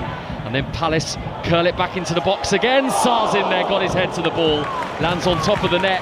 It came off a Leeds head, and it actually goes behind for a Palace corner. Yeah, it's a really good ball, and the reason is that it's got the curl, it's got the direction, it's heading towards the goal, and there's 3 players there. Sarr's the one that's in the middle of it. Leeds have to defend against it, and it does come off a Leeds United play, and it's very, very close to being a pretty spectacular own goal. It's Pascal Struijk who managed to nod it over his own crossbar there.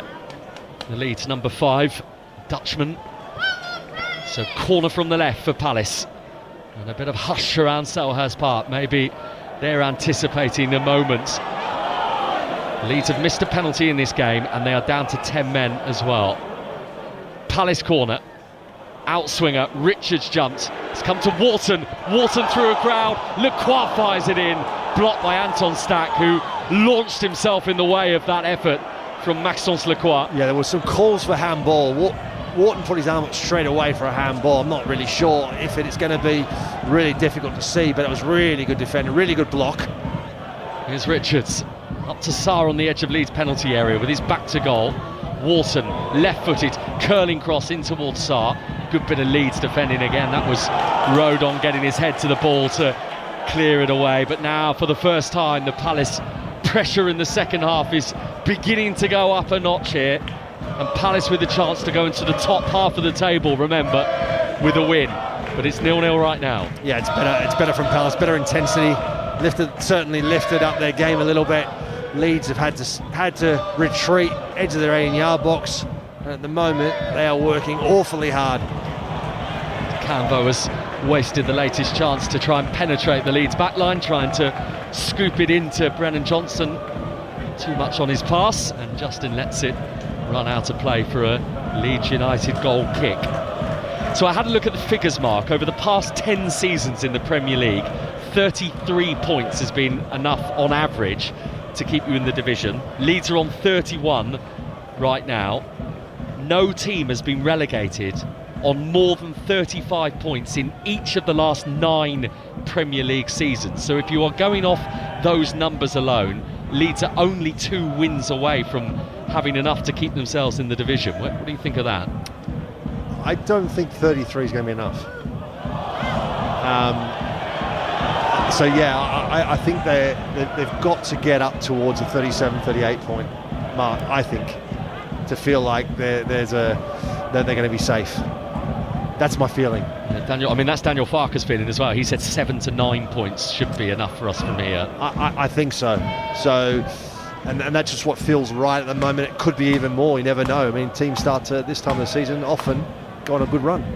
Leeds with the throw inside Palace's half from the left. Another long one, which is almost dropped towards Gruev on the edge of the box. Ampadu can get a fair distance, can't he, from those throws. The Leeds defender, the midfielder as he is today, as Bogle goes back to goalkeeper Darlow, and he kicks long into Palace territory. Calvert-Lewin comes to meet it. Kwa wins the header in front of him. The most a team has ever gone down from the Premier League with. West Ham United 2003, they went down with 42 points that season. A couple of times teams have gone down with 40. It happened to Sunderland in 1997 and to Bolton a year later. And that's Brennan Johnson with a late challenge. He's caught Justin, he's on a booking, and that's the point that many Leeds players are making to referee Thomas Bramall, who already, remember, has sent off Leeds' Gabriel Goodmanson in this game. Yeah, I mean, he's certainly on a real tight rope. It's not a yellow. It really isn't a yellow. It's a foul, 100%. But it's not a yellow. I think the referee has got that right. But this ultimately is what happens, isn't it, in a game like this, where one team has had a player sent off, the others are then all of a sudden very desperate indeed to get those numbers evened up again. Yeah, of course, it's only natural. I'd be doing the same thing if I was Leeds United. There's no doubt about it. I mean, he kind of goes down on one knee and slides a little bit and then pulls out. It's not a foul. It's a foul, but it's not a yellow card. And from that free kick from inside his own half, Darlow has overstruck it, and it's bounced out of play for a Crystal Palace goal kick. And Walter Benitez, the Argentine, very quick to go and get the ball to restart things for Palace, who have got 15 minutes now to find a winner here. And for Leeds United, this is a massive 15 minutes to at the very least get a point out of a situation, obviously, where they're down 10 men. And I feel that if they get a point out of this game, it will feel like a win. In the Scottish Premiership, Rangers beat St Mirren earlier today by a goal to nil. Dundee United are 2-0 up at Dundee, so that's a significant scoreline for them. Still 1-0 to Chelsea against Manchester United in the Women's League Cup final, live on 5 Live Sports Extra 3, as Wharton pushes the ball wide, intercepted by Bogle, and Bogle tries to place it forward for Calvert-Lewin. Too much power on his pass. A third goal for Manchester United at Old Trafford against Aston Villa. Benjamin Šeško has got what surely will feel like a winning third goal for Manchester United in that battle between two teams chasing Champions League football next season. Two teams going in different directions, it feels like right now. Yeah, it's been tough for Villa, hasn't it? I mean, they've been so good over the last couple of seasons, so consistent, putting pressure on Champions League qualification. You feel for them, don't you? I mean, they've just done so well.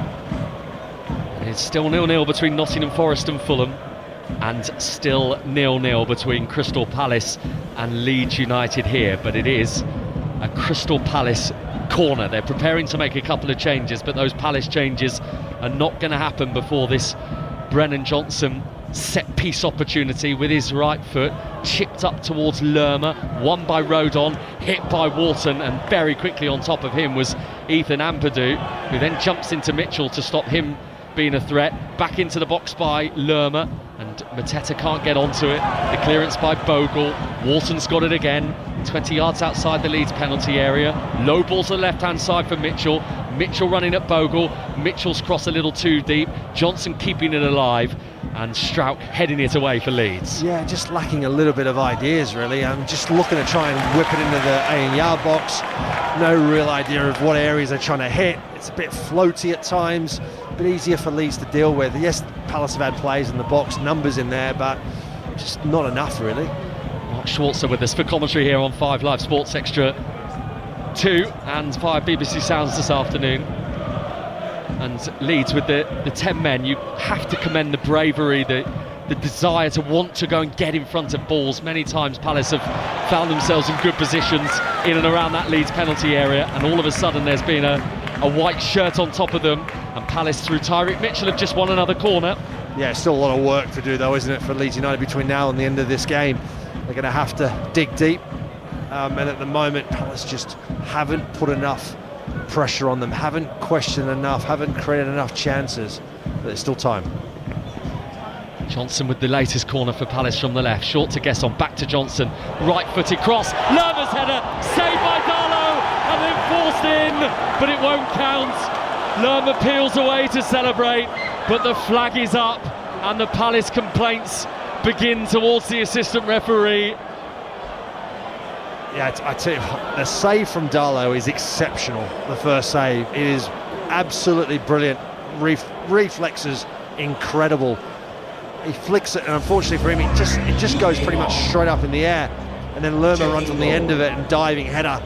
I'm not sure who's offside. It was a melee of players. We've got a post to the stand in front of us. We're watching the replay now.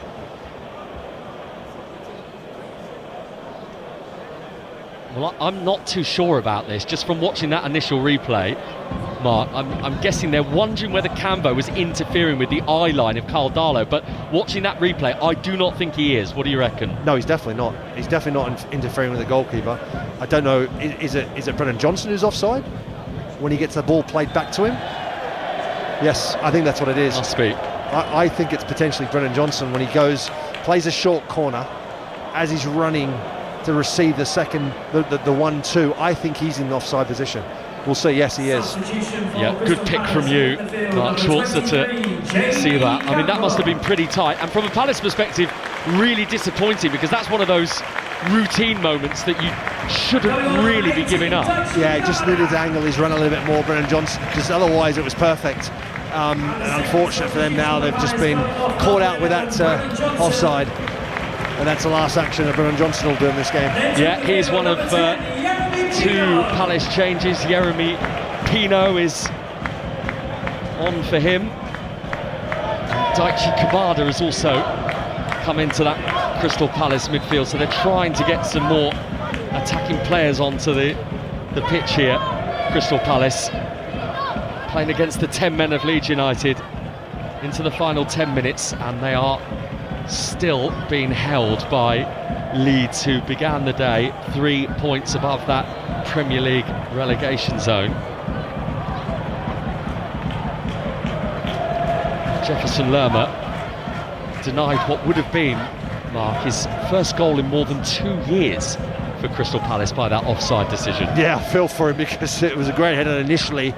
Brilliant save from Darlow, and then the follow-up was a simple diving header from 2 yards out. But unfortunately for Palace, Brennan Johnson was offside in the lead-up. Palace 0, Leeds 0. Richards in possession for Palace. Sarr off the right wing, briefly halted by Justin, by Leeds United's fullback, and Pino's going to let that ball run out of play. Yeremy Pino, the Spaniard, formerly of Villarreal, for a Crystal Palace throw, which Richards takes quickly, but he goes back to the halfway line for Lacroix and shifted across for Lerma, who's dropped into a deeper role now, with Cambo having gone off for Kamada as part of those 2 Palace changes. Sarr on the right wing, halfway up inside Leeds half, a little further actually now as he attempts to cross, closed down well by Gruev, who's worked hard since he came on. Ilya Gruev as one of those 2 half-time changes for Leeds United. As Richards has to scamper a little to keep the ball in play on this right-hand side. And those Leeds fans will be keeping an eye on that scoreline at the City Ground, which is still Nottingham Forest 0, Fulham 0.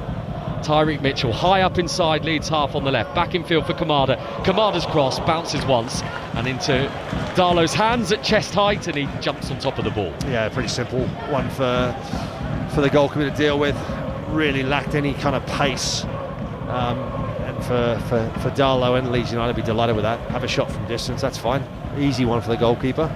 Loads of Champions League football to bring you this week on 5 Live and on BBC Sounds. Manchester City against Real Madrid. City obviously 3-0 down from the first leg. Arsenal against Bayer Leverkusen, that's on 5 Live. Sports Extra on Tuesday. We'll have updates of Chelsea against Paris Saint-Germain as well at Stamford Bridge. And then on Wednesday, we'll be in the new camp. Barcelona against Newcastle. And at Anfield for Liverpool against Galatasaray. So much on the line in all of those second legs for the English clubs in Europe this week. As Palace winner free kick, Mitchell hauled to the ground over on the left wing, 2/3 of the way up inside Leeds half. Yeah, this is what Leeds want to try and avoid, giving free kicks away in these sort of areas. You know, like it's only natural. You're gonna get a little bit desperate. You want to try and put pressure on the ball. You want to try and win it, cancel them out. You've got to be controlled when you do it. 7 minutes to go. Crystal Palace 0, 10 men, Leeds United 0. Adam Wharton with the free kick from the left wing, raises his right arm into the air with his left foot, the low ball which is cleared away as far as Pino. His shot is repelled, he didn't know where that gone, Jeremy Pino, and then Wharton can't get on the pieces, and Bogle tries to play a quick 1-2, and Stack wins the throw for Leeds on the right. But then again, if Palace keep putting in poor deliveries like that, Leeds will be happy with it. You know, it's again, Palace in a good area, set play, just get the delivery right. Once again, it was a poor delivery. They don't need to worry anymore though, do they, Crystal Palace, about anything beneath them? 9 points above the bottom three at the start of the day. I mean, you would think no, but when I've been in situations like this before and you got 9 games to go, and well, including this one, so less than 9 games to go, you know you're not mathematically safe, you feel like you're just about there, but you know you're not. And when you're in that sort of position, you lose a couple of games or drop points, those little things creep in. Fans get a little bit edgy, you as players get a little bit edgy. After the international break, they've got Newcastle and West Ham coming here, Crystal Palace, as Mateta, offside flag is up against him as he was jumping for the aerial duel with Rodon, and you can hear those disappointed voices again coming from the Selhurst Park faithful. Yeah, I don't know whether that was because Mateta was offside or because of the delay in the linesman lifting his flag up, because it was quite a long one once again. Yeah, that's the frustrating bit.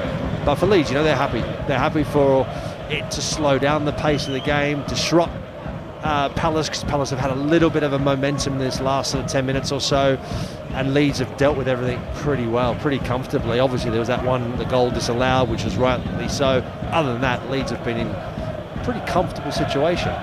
As it stands, Leeds are going to be 3 points above the bottom three. West Ham are going back into the relegation zone with the scoreline still Nottingham Forest 0, Fulham 0 at the City Ground. And Spurs, remember, playing later today at Anfield. That's our live game on 5 Live from 4:30, Liverpool against Tottenham Hotspur. And given everything that's happening with Spurs at the moment, I would say that is unmissable listening on 5 Live this afternoon. Well, you just can't see anything other than a Liverpool win at this moment in time, but you never know. I mean, look, Spurs have got good players. It's just whether they're able to turn anything around. I mean, they're missing a lot of players as well at Anfield, so that's going to be their big problem. Vicky Sparks and Clinton Morrison will be in place already, I imagine, at Merseyside. Here is Richards for Palace, halfway inside Leeds half, the Crystal Palace centre half, gives it to Sarr, who got those 2 goals at Spurs in Palace's last Premier League game. Lerma, right-footed cross, it's not a good one from him, oh dear. Justin was trying to manoeuvre his body out the way to see it out for a goal kick, and it's ended up breezing his chest, and it's a Palace corner. Look, that can happen. Justin's in the right position, he's doing his job, he's doing it properly, he doesn't know until late, he gets a shout, he tries to get out of the way, he can't. It's unfortunate, he's got to hope now they don't concede from this, but I feel for him because he's doing everything right. They've got all 10 Leeds inside the penalty area, which probably doesn't surprise you for this Palace corner inside their own box. Wharton with the left-footed corner, goalkeeper thought about coming, Lacroix at the far post. Heads up and over the bar and behind for a Leeds goal kick. And this is where, if you're James Justin, you're huge sigh of relief, you know, because you've given a corner away, and for Leeds it's taking their time, just play out the game. 2 balls are on the pitch now, which is not Darlow's fault. Mateta runs over and quickly gives Darlow the ball. So Leeds will be happy. I think they've done really, really well. They've been really well organised. At times they've taken the game to Palace, even though they've been down to 10 men. And they've managed the game well so far. Daniel Farke's pulled his black coat up towards his mouth. He's got his arms folded. He looks a smidge nervous. Leeds manager, who has faced Oliver Glasner before in the Bundesliga before these two arrived in the Premier League, back when Daniel Farke was in charge of Borussia Mönchengladbach and Glasner was with Eintracht Frankfurt. This team have got a free kick here, Leeds, just a couple of yards inside Crystal Palace's half, so they can have this rare moment where they can commit some aerial presence forward to a set-piece opportunity here, Leeds. That's where it's going, to the back post for Rodon, who won the header initially, and Walton on the half volley clears it up to the halfway line for Palace. Pino goes chasing out of it, barged out the way by Gruev, who then gives possession back to Palace, but Chris Richards miscontrols and it bounces out of play for a Leeds throw on the left. Yeah, good work again from Leeds, just the hustle and the work rate getting back into play. Gruev does well to get the ball. Yes, his ball's not particularly great. Richards bad touch, but still they're in control now. They've got the ball, they're in Palace's half, they can take their time. They've got a long throw set up once again, and they're going to hope that they can try and cause a bit of mayhem in that Crystal Palace 18-yard box. And Ethan Ampadu is taking all the time possible with a little towel that he's found to take some of the wet off the ball, and now he throws it in, the Leeds midfielder, towards the edge of the penalty area. It's dropped loose. Oh, the hit was a good one. It was Anton Stack on the half volley, rising and into the grasp of Benitez. He didn't need to move his feet too much in the end, Mark, the Crystal Palace goalkeeper, to stop that one. No, he didn't. I mean, it was a decent effort on goal, not one that I'd expect the goalkeeper to struggle with. And he tries the quick clearance. Benitez trying to turn a defence into attack, and it just, in the end, just gets it a bit, he fluffs it a bit, dinks it up in the air, and Leeds are able to defend it quite well. Right, we're into the 90th minute now as Lerma has to work hard to keep the ball in play from a misplaced pass for Crystal Palace. Halfway inside Leeds half, over on the left-hand side. Here is Lacroix towards Richards. Richards playing the ball to the right for Pino. Pino, who is 10 yards outside the Leeds penalty area. Back to Lacroix again in a more central position. Quickly moved towards Mitchell. Mitchell back inside for Kamada.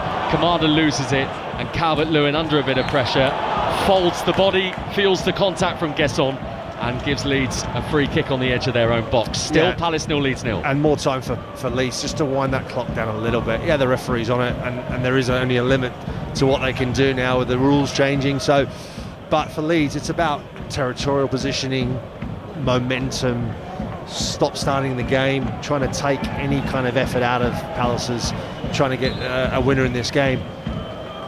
So we're going to see how many minutes are going to be added on. 5 is the answer at Selhurst Park, so that is what is required from here for Leeds United to get themselves over the line, to grab a precious point given the circumstances. Whole of the second half with 10 men. That earlier missed penalty from Dominic Calvert-Lewin. Next up for Leeds United, they've got Brentford in the Premier League. Remember, they're still in the FA Cup as well, Leeds. They've got that quarter-final at West Ham to look forward to as well in a couple of weeks' time. Yeah, big time for Leeds United. First and foremost, number one priority has to be staying in the Premier League. But you get a bit of running under your belt with games and results. This one's a massive one, confidence-wise, self-belief. Feeling like you've got something out of a game where you're down to 10 men, you've been a big disadvantage. So we're in stoppage time at the end of this game. Palace 0, Leeds 0.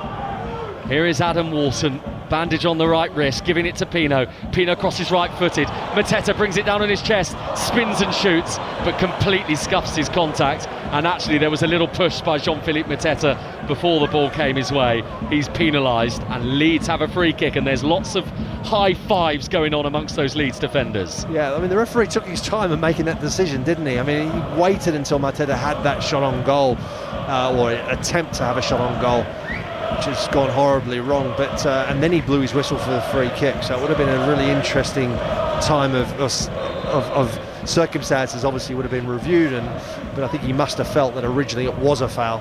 Still got a lot of teams to play in and around them down at the bottom Leeds United. Still got Wolves and Burnley to come to Ellen Road. They've got to go to Spurs, and the final day of the Premier League season, West Ham against Leeds United. Yeah, well, Leeds certainly won't want that to be the final. What they'll want is they'll want to be safe and happy enough to be in the Premier League next season well before that. And today, I think, is a big opportunity for them. If they can hold on to this scoreline, they can see this result out, then I think they'll feel like they've got a great result today. You might have heard the groans around Selhurst Park from the home supporters. That's because of the ball to Ismail Assar on the right wing that was intercepted. It is all over at the City ground. It's finished Nottingham Forest 0, Fulham 0. So Forest are back out of the bottom three, having dropped in last night with that point for West Ham. Here come Palace. This now feels like a really big point for Leeds to hang on to as the ball bounces out of play off Rodon under pressure from Gesson. Palace corner 3 minutes into stoppage time. Yeah, huge moment for Leeds United. Got to do everything they possibly can, hold on, be disciplined, see this game out. Corner to be taken by Adam Wharton. They've got big points recently. Leeds on the road at Chelsea, at Aston Villa. This will feel significant as well. Here comes the corner from Wharton, and there's a Leeds head on it. It's not quite cleared the area. Gesson on the left-hand side of the box. He's under pressure, and Stack's pressure has caused Gesson to have the final touch, and it's out of play for a Leeds throw, and they are in no rush at all to take it. I was a little bit concerned there initially when Stacks hit the way in which he ran out towards the ball, and there was a definite chance that if he got it wrong, could have easily been a penalty, but in the end he did well. So 5 minutes of stoppage time. We've almost played 4 of them, as that long Leeds throw is up into Palace territory. Richards goes back to Benitez, and the goalkeeper's not got enough on it. Calvert-Lewin with the interception, but he can't find a teammate with the block, and then Yeremy Pino on the half volley sends one forward for Mateta.